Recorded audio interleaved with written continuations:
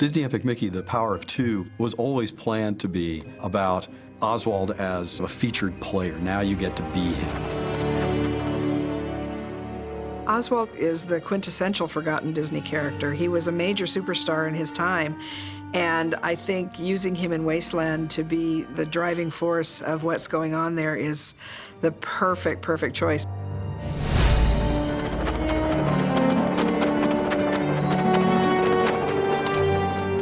The first game was always about reintroducing Oswald, reminding the world who he was. In The Power of Two, we really can have this relationship develop in ways that we couldn't before.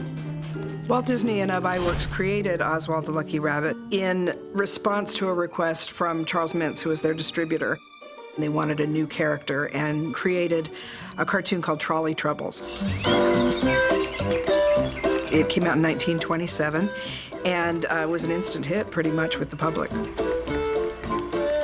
In the cartoons Walt and Iwerks made, he's always had an amazing sort of plastic quality. He can take his head off and roll it around like a bowling ball. He can break down into a dozen little versions of himself. He was constantly using his ears. He would wind them up like a helicopter, or he'd use them as an oar. We wanted to use some of those things that Walt and Ub created as gameplay elements. When Walt went back to New York to renegotiate the next year's series of cartoons, Charles Mintz told him at the time, not only am I not going to give you more money for these cartoons, but I actually own the character through your contract, and I've hired away most of your animators, and so you're going to have to do things the way I want you to. And Walt wasn't about to do that, and so he was just devastated. On the way home, on the train, he thought, well, I've got to come up with another character. So he started thinking about what they could do. And when he got back here to Hollywood, Walt suggested this mouse, and they named him Mickey. Bob Iger, who was the CEO of the company, was very involved in negotiations with Universal in 2006 to let Al Michaels, the sportscaster, out of his contract with ABC.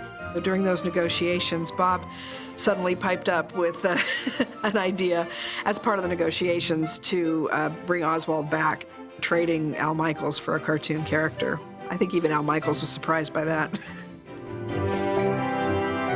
Having something like this come up, something cutting edge and brand new, reawaken an interest in a character that's been gone for over 80 years is really exciting to a historian. But the fact that he's taking that next step is huge for me. I love that little guy to death, and I want to see him as big and as famous as Mickey. So this is his next step towards having his own star on the Hollywood Walk of Fame, you know?